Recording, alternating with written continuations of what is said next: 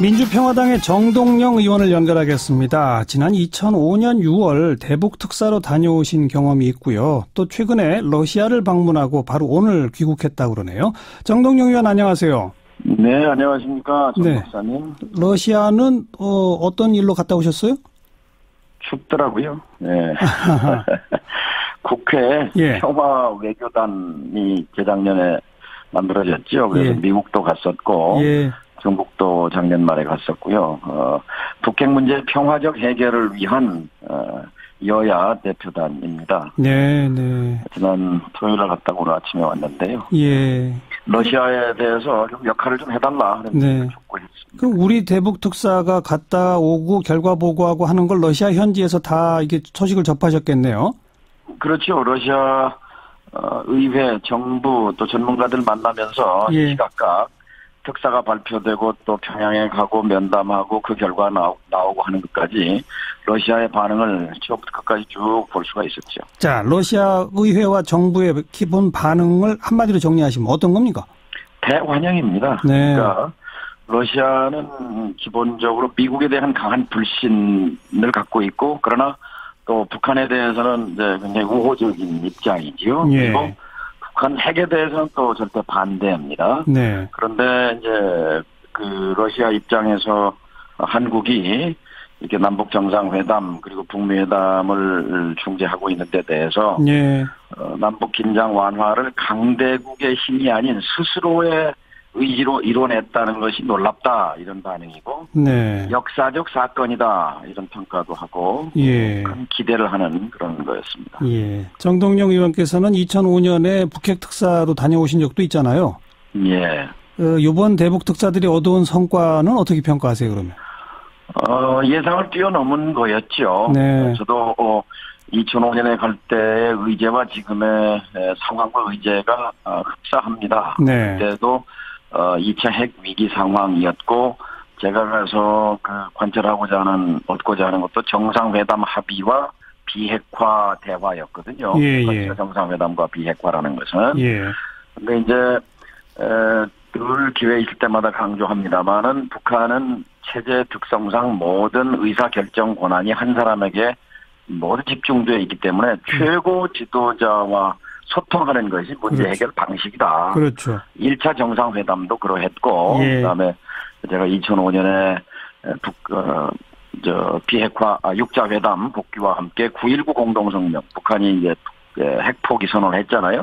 그것도 그렇고, 결국 지난 10년 동안의 남북 관계에 이제 경색 단절 끝에 이번에 이제 정상끼리의 소통, 그래서 정상회담을 하기로 한 것. 이것은 한반도 정세의 대전환을 의미한다 이렇게 봅니다.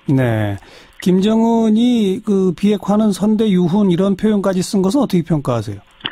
선대유훈이라고 말한 것은 정확하게 2005년 6월 17일 제가 처음 들은 얘기입니다. 그러니까 김정일 위원장에게 당시에 6자 회담 복귀를 설득하면서 정말로 북한의 궁극적 목표가 핵 보유입니까?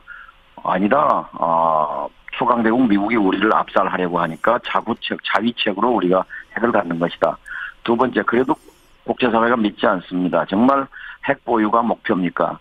또 두 번째 답변도 비슷했어요. 세 번째 또 물었습니다.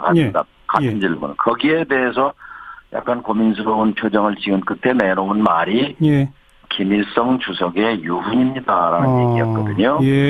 물론 보수 진영에서는 그건 전에부터 해온 얘기다 그러지만 어쨌든 북한에서는요 헌법보다 위에 있는 게 김일성 유훈입니다.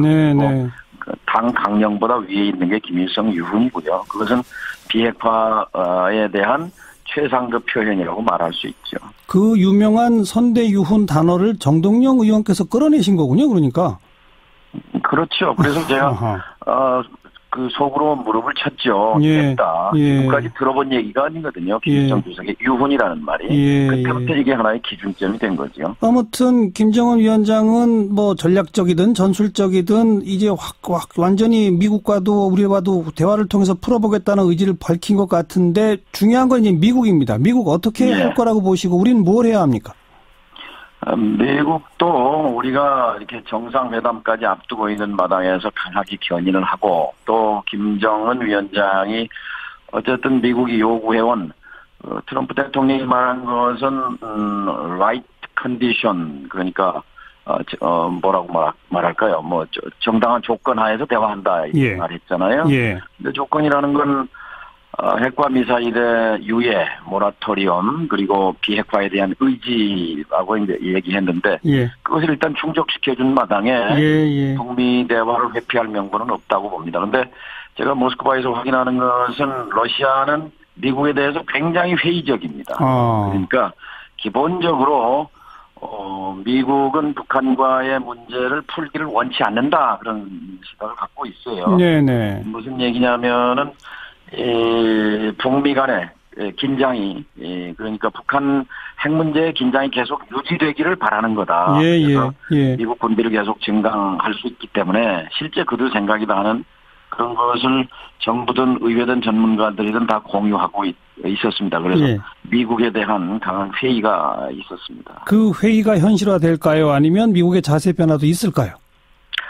네, 역시 이제 그 러시아에서 느낀 겁니다만 한국에서 생각하는 것처럼 그렇게 작은 나라가 아닙니다. 적어도 한반도 내에서의 문제는 우리의 목소리로 미국이든 러시아든 중국이든 견인할 수 있다고 생각합니다. 무슨 한 가지 통계만 말씀을 드리면요. 러시아 그러면 강대국이잖아요. 네. 러시아의 작년 GDP 국민 총생산이 1조 4천억 불입니다. 대한민국의 국민 총생산액이 1조 5천억 불입니다. 러시아보다 큰 경제를 갖고 있는 나라가 대한민국입니다. 그리고 러시아가 강대국이라고 그러지만 1억 4천만 명이고요. 우리가 남북 합치면 7,500만 명입니다. 작은 나라가 아닙니다. 우리가 좀 더 소국 의식에서 벗어날 필요가 있습니다. 우리가 주도할 수 있다. 알겠습니다. 자신감과 의지가 필요하다고 봅니다. 고맙습니다. 여기까지 듣죠. 예. 민주평화당 정동영 의원이었습니다.